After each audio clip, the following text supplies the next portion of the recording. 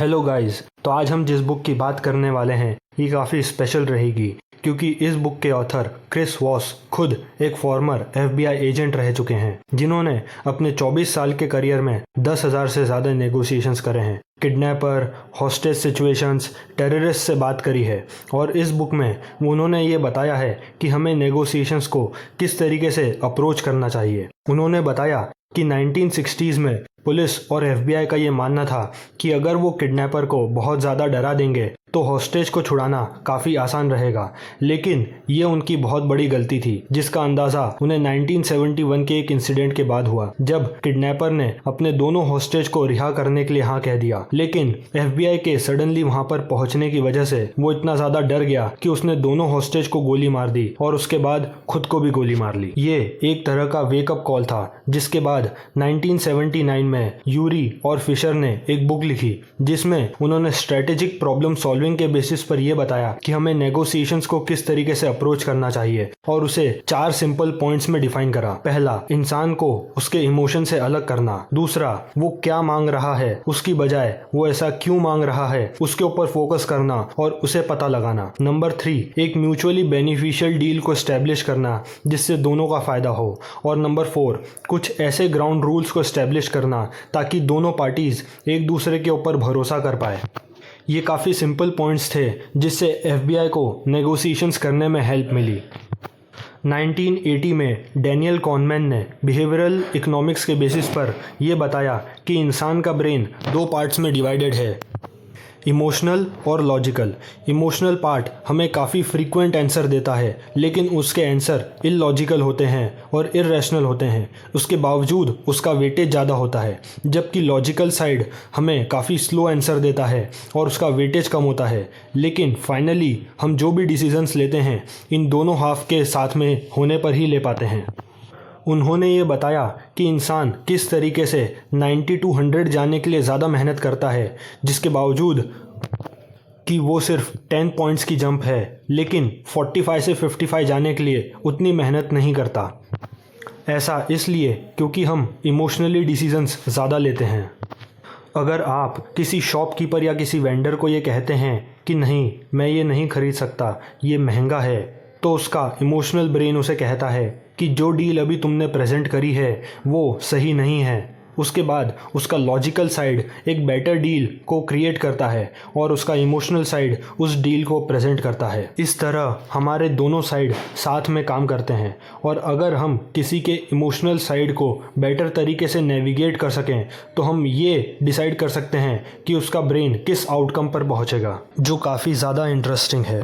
Chris was ने अपनी इस नेगोशिएशन की टेक्निक को टैक्टिकल एम्पैथी का नाम दिया है और इसके पहले ही पॉइंट में उन्होंने लिसनिंग के ऊपर फोकस किया है। वो कहते हैं कि एक्टिव लिसनिंग बहुत ज़्यादा ज़रूरी है नेगोशिएशंस के लिए। अगर आप किसी की बातों को एक्टिवली सुनते हैं तो वो अपनी बातों को ज़्यादा अच्छी तरीके से डिस्क्राइब करता है और वो ये समझता है कि आप उसकी बातों में इंटरेस्टेड हैं, जिसके बाद वो कई सारी ऐसी बातें भी आपको बता सकता है जो कि शायद वो आपको नहीं बताता। और इस तरह की इन्फॉर्मेशन नेगोशिएशंस में बहुत ज़्यादा हेल्पफुल हो सकती है। और ये भी ध्यान रखिए कि जब आप सुन रहे हैं तो आप सिर्फ इन्फॉर्मेशन गेन कर रहे हैं, ना कि उसको कुछ वैल्यूएबल इन्फॉर्मेशन दे रहे हैं, जो कि एक सेकंड एडवांटेज है एक्टिव लिसनिंग का। और एक्टिव लिसनिंग का मतलब सिर्फ बैठे बैठे सुनना नहीं है, साथ ही साथ कुछ प्रॉपर रिस्पॉन्स भी देना है, जिसमें हम मिररिंग की टेक्निक का इस्तेमाल कर सकते हैं।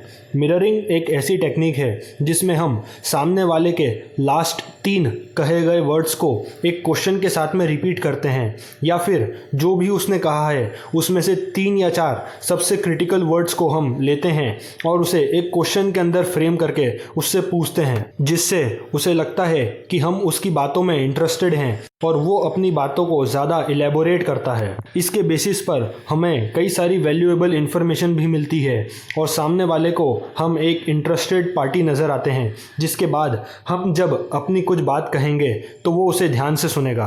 तो इस तरह की टेक्निक में 3 तरह की वॉइस का इस्तेमाल हम कर सकते हैं। पहला, late night FM DJ voice. Second, एक चीयरफुल हैप्पी वॉइस। और थर्ड, अग्रेसिव डोमिनेटिंग वॉइस। हमें थर्ड वॉइस का इस्तेमाल कम से कम करना चाहिए, क्योंकि इसमें हम सामने वाले को गुस्सा भी दिला सकते हैं, जो कि हमारे नेगोशिएशंस के लिए अच्छा नहीं है। हम फर्स्ट वॉइस का इस्तेमाल तब करते हैं जब हम सामने वाले को ये भरोसा दिलाना चाहते हैं कि हम उसकी बात को पूरी तरीके से समझ गए हैं और अब उसे परेशान होने की ज़रूरत नहीं है। इस वॉइस में हम एक डीप टोन का इस्तेमाल करते हैं और स्लोली एक एक वर्ड को प्रोनाउंशिएट करते हैं ताकि वो क्लियरली सामने वाले को समझ में आ जाए। और मैक्सिमम टाइम पर हम सेकंड नंबर की यानी कि हैप्पी चेयरफुल वॉइस का इस्तेमाल करते हैं। ये वॉइस काफ़ी ज़्यादा इजी गोइंग होती है, इससे सामने वाला बिल्कुल भी ऑफेंड नहीं होगा अगर आप गलती से कुछ ऐसा कह दें जो वो एक्सपेक्ट नहीं कर रहा था। एक चेयरफुल हैप्पी वॉइस सुनकर सामने वाला भी शांत रहेगा और नेगोशिएशंस पर ध्यान देगा, ना कि अग्रेसिव रहेगा। इन तीनों वॉइसेस का प्रॉपर तरीके से इस्तेमाल करना ही नेगोशिएशंस के लिए बहुत ज़्यादा ज़रूरी है। एक बैंक रॉबरी में ऑथर की इस टेक्निक ने बहुत ज़्यादा हेल्प करी थी। चलिए समझते हैं कैसे। चोर, तुम्हारी वजह से सब खराब हो गया। ऑथर, खराब हो गया कैसे? चोर, मेरा ड्राइवर भाग गया। Author, driver?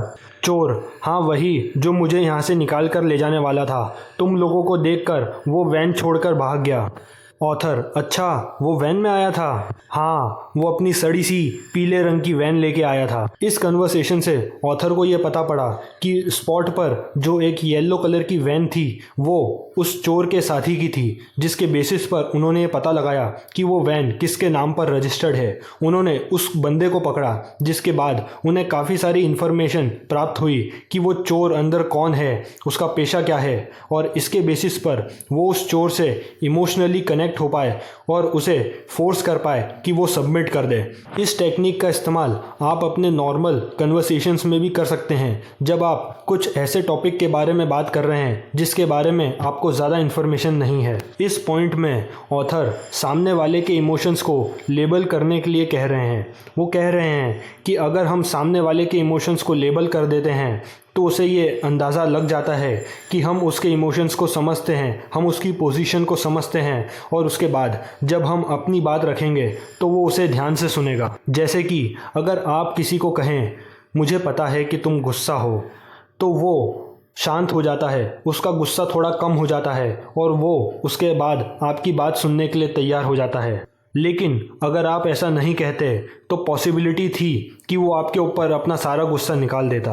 आप नेगेटिव इमोशंस को लेबल कर कर उन्हें पॉजिटिव में चेंज भी कर सकते हैं। इसे take out the sting first method का नाम दिया गया है। चलिए समझते हैं कैसे। प्रिया की एक बड़ी कंस्ट्रक्शन कंपनी है और वो रवि की एक छोटी कंस्ट्रक्शन कंपनी के साथ में एक प्रोजेक्ट पर काम कर रहे हैं, लेकिन रवि के काम स्लो करने की वजह से उन्हें लॉसेस हो रहे हैं और अब उन्हें उन लॉसेस को आपस में बांटना पड़ेगा, जिसके बाद रवि की कंपनी को उतना प्रॉफिट नहीं होगा जितना पहले होता। और ये कॉन्ट्रैक्ट नेगोशिएट करने के लिए अब देखिए क्या होता है। प्रिया, मुझे पता है कि तुम ऐसा सोच रहे होगे, हमारी बड़ी कंपनी तुम्हारी छोटी कंपनी को दबाने की कोशिश कर रही है और तुम्हारा प्रॉफिट कट करने की कोशिश कर रही है।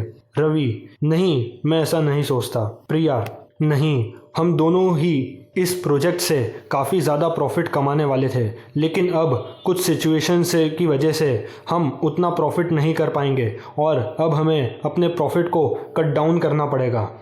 रवि, हाँ मैं समझता हूँ। प्रिया, तो फिर तुम ये भी समझते होगे कि हमें इस लॉस को आपस में बांटना होगा और हमें एक नई डील नेगोशिएट करनी होगी। रवि, मैं समझता हूँ और मैं इसके लिए तैयार हूँ। तो हमने इस छोटे से कन्वर्सेशन में ये देखा कि जब प्रिया ने जो भी नेगेटिव फीलिंग्स थी, इमोशंस थे, उन्हें लेबल करा और सामने टेबल पर रख दिया। इसके बाद रवि सामने वाले पार्टी की बात सुनने के लिए तैयार हो गया और नेगोशिएशंस के लिए तैयार हो गया। हम अक्सर यस सुनने के लिए बहुत ज़्यादा मेहनत करते हैं, लेकिन हम ये भूल जाते हैं कि दुनिया में दो तरह के यस होते हैं। पहला सुपरफिशियल यस और दूसरा कन्फर्मेटिव यस। हाँ, ये दो तरह के होते हैं और हम अक्सर दोनों में डिफरेंशिएट नहीं कर पाते हैं और नेगोशिएशंस में दोनों के बीच में डिफरेंशिएट कर पाना बहुत ज़्यादा ज़रूरी होता है। अक्सर लोग हमें सुपरफिशियली यस बोलकर पीछा छुड़ाने की कोशिश करते हैं और हमें ऐसा लगता है कि हमारे नेगोशिएशंस बहुत ज़्यादा अच्छे जा रहे हैं, लेकिन ऐसा नहीं होता। चलिए एक एग्जाम्पल से समझते हैं। सेल्समैन, सर क्या आप पानी पीते हैं? Customer, yes sir. क्या आप चाहेंगे कि आपके घर पर आपको हमेशा साफ पानी मिले? Customer, yes sir. आप चाहेंगे कि आपके बच्चे हमेशा हेल्दी रहें और उन्हें साफ पानी ही मिले? Customer, yes. इस छोटी सी कन्वर्सेशन में हमें ये समझ में आया कि कस्टमर भले ही यस कह रहा था, लेकिन वो एक्चुअली उस प्रोडक्ट को खरीदने के लिए तैयार नहीं था। लेकिन ऐसी सिचुएशन में उसके पास यस बोलने के सिवा और कोई ऑप्शन भी नहीं था। भला कौन पानी पीने के लिए ना कहेगा? इसलिए ऑथर ये कहते हैं कि हमें बीच बीच में नो का भी सहारा लेना चाहिए। हम अक्सर नो को नेगेटिव ही समझते हैं, लेकिन नो का सही इस्तेमाल कर सकते हैं। चलिए समझते हैं कैसे। एक एनजीओ का फंड रेजर एक अमीर आदमी से बात करता है। सर, क्या आप सड़क पर गरीब और भूखे बच्चों को देखना पसंद करते हैं? नहीं। सर, क्या आपको लगता है कि हमारे सुंदर देश से गरीबी कभी ख़त्म होगी? हाँ, बिल्कुल लगता है। सर, क्या आपको ऐसा लगता है कि हमारा जो सरकार है ये इस काम को अकेले ही कर लेगी? नहीं, मुझे नहीं लगता वो ऐसा अकेले कर पाएंगे। तो सर, क्या आप हमारे एनजीओ के साथ जुड़ना चाहेंगे और इस मुहिम में हमारी सरकार का साथ देना चाहेंगे? हाँ बिल्कुल, क्यों नहीं। तो यहाँ पर हमें ऐसा दिखता है कि इस कन्वर्सेशन में कुछ नो को मिक्स करने से ये कन्वर्सेशन काफ़ी ज़्यादा इफ़ेक्टिव हो गया और फाइनली जो उस एनजीओ के फंड रेजर को चाहिए था वो उसे मिल गया। इसलिए नो को मास्टर करना बहुत ज़्यादा ज़रूरी है। बिल्कुल सही, सुनने में ही काफ़ी पावरफुल लगता है कि नहीं? यस के मुकाबले ज़्यादा इफ़ेक्टिव लगता है। हम इस टेक्निक का इस्तेमाल उन लोगों के लिए कर सकते हैं जो हमें बातों में घुमाकर खींचने की कोशिश कर रहे हैं और यस तो बोल रहे हैं लेकिन सिर्फ सुपरफिशियल। लेकिन इस टेक्निक को इम्प्लीमेंट करने के लिए ये बहुत ज़्यादा ज़रूरी है कि हम अपने पूरे कन्वर्सेशन को समराइज़ करें। हाँ, एक समरी में अपने पूरे कन्वर्सेशन को प्रेजेंट करना इसका बेस्ट तरीका है। जब आप अपनी पूरी कन्वर्सेशन को समझकर उसे समराइज़ कर कर सामने वाले के सामने प्रेजेंट करेंगे तो वो बिल्कुल सही, हाँ सही है, इसी तरह का कुछ कहेगा, जो कि सिर्फ हाँ सुनने से काफ़ी ज़्यादा बेहतर है। इसमें यह समझना बहुत ज़्यादा ज़रूरी है कि वो हमें कॉम्प्लीमेंट ना दे। अगर वो ऐसा कहता है कि जो तुम कह रहे हो सही है, इसका मतलब जो भी हम फाइनल कंक्लूजन पर पहुँचे हैं या जो हमने समराइज़ किया है ये सिर्फ हमने किया है, इसमें सामने वाले का कोई भी पार्ट नहीं है और इस वजह से वो इस सल्यूशन को एक्सेप्ट करने में हेजिटेंट रहेगा और हो सकता है कि वो इस सल्यूशन को एक्सेप्ट ना करे। इसलिए ये ज़रूरी है कि वो उस सल्यूशन या उस समरी के लिए एक एफर्मेटिव आंसर दे, ना कि जो हमने कहा उसके लिए। ये सुनने में थोड़ा अजीब लगेगा लेकिन ये एक साइकोलॉजिकल इम्पैक्ट क्रिएट करता है, इसलिए ये ज़रूरी है। इस टेक्निक का इस्तेमाल आप उन लोगों के साथ कर सकते हैं जो आपके ऊपर काफ़ी ज़्यादा डोमिनेटिंग नेचर के हों या आपसे पोजीशन में सीनियर हों। चलिए समझते हैं कैसे। जब आप किसी को अथॉरिटी देते हैं, किसी को ऐसी फीलिंग देते हैं कि जो हो रहा है वो उसके कंट्रोल में है, तो वो प्राइड में आ जाता है और पॉसिबिलिटी है कि वो ओवर कॉन्फिडेंस में कुछ गलती कर दे, जिसका इस्तेमाल आप अपने नेगोशिएशंस में कर सकते हैं। इसलिए इस तरह के लोगों के लिए बहुत ज़्यादा ज़रूरी है कि आप उन्हें एक सेंस ऑफ प्राइड या एक सेंस ऑफ कंट्रोल महसूस करा सकें। जब उन्हें ऐसा लगेगा कि सब चीज़ें उनके कंट्रोल में हैं और उसके बाद अगर डील फाइनलाइज नहीं होती है तो अगर लॉस होगा तो उनकी वजह से होगा, जिसको वो शायद एक्सेप्ट ना कर पाएँ। इस वजह से डील का एक्सेप्ट होना ज़्यादा पॉजिटिव रहेगा और वो डील एक्सेप्ट होगी। सेम टेक्निक को आप कई दूसरी जगहों पर भी इस्तेमाल कर सकते हैं। चलिए देखते हैं कैसे। आकाश कंपनी का जनरल मैनेजर है और आदित्य उसका असिस्टेंट है, लेकिन आदित्य काफ़ी ज़्यादा स्मार्ट है, इंटेलिजेंट है और इस वजह से एक इम्पॉर्टेंट मीटिंग में उसे बुलाया जाता है, ना कि आकाश को, जिसकी वजह से आकाश काफ़ी ज़्यादा गुस्सा हो जाता है और वो आदित्य को धमकी देता है कि वो उसे जॉब से निकाल देगा। जब आदित्य उसके कैबिन में जाता है तो आदित्य उससे पूछता है, सर क्या आप चाहेंगे कि इस कंपनी का नाम खराब हो? आकाश, नहीं। तो सर प्लीज़ मुझे बताइए कि आप क्या चाहते हैं। आकाश, मैं चाहता हूँ कि तुम अपना काम ध्यान से करो और मेरे काम में टांग ना अड़ाओ, बस। आदित्य, जी सर, मैं ऐसा ही करूँगा और आगे से आपको शिकायत का कोई मौका नहीं दूंगा। यहाँ देखिए, थोड़ी ही देर पहले आदित्य की जॉब जाने वाली थी और इस टेक्निक का इस्तेमाल कर कर उसने अपनी जॉब बचा ली। यहाँ पर उसने आकाश को एक फीलिंग दी कि जो होगा उसके अंडर ही होगा, उसके कंट्रोल में है जो भी होगा, और इस वजह से आकाश ने आदित्य को जॉब से निकालने के लिए मना कर दिया। है कि नहीं लाजवाब? Bargain hard. इस पॉइंट में ऑथर का कहना है कि हमें बार्गेन करना चाहिए बिना किसी शर्म के, और इसके लिए ये बहुत ज़्यादा ज़रूरी है कि हमारे पास इन्फॉर्मेशन हो। बिल्कुल, बिना इन्फॉर्मेशन के हम भला बार्गेन कैसे कर सकते हैं? हमें कुछ तो इन्फॉर्मेशन होनी चाहिए जिसके बेसिस पर हम सामने वाले के साथ में कुछ तोल मोल करें। और बार्गेनिंग तो हम इंडियंस के खून में है।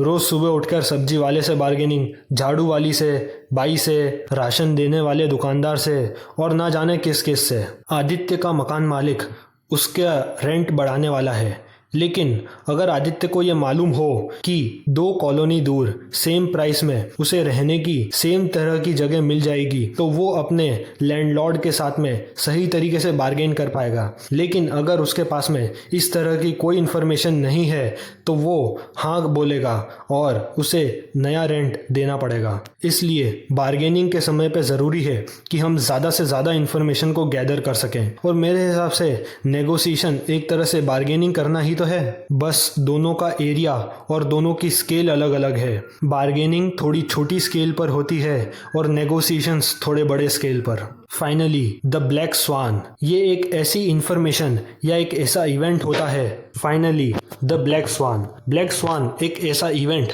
या ऐसी इंफॉर्मेशन होती है जिसमें ये कैपेबिलिटी होती है कि वो पूरी सिचुएशन को ही उलट पुलट कर दे। आपको आपके नेगोशिएशंस में हो सकता है कुछ ऐसी इंफॉर्मेशन मिल जाए जो कि पूरी डील ही चेंज कर दे।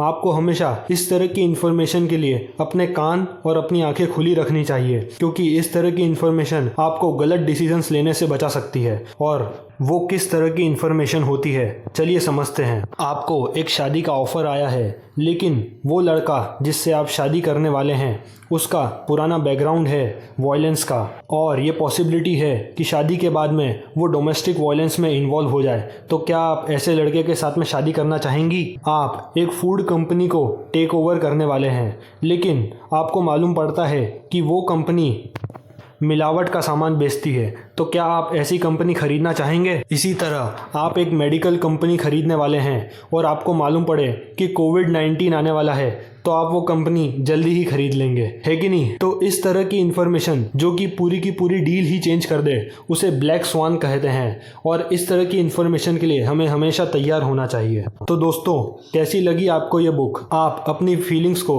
प्लीज़ नीचे कमेंट बॉक्स में लिखें।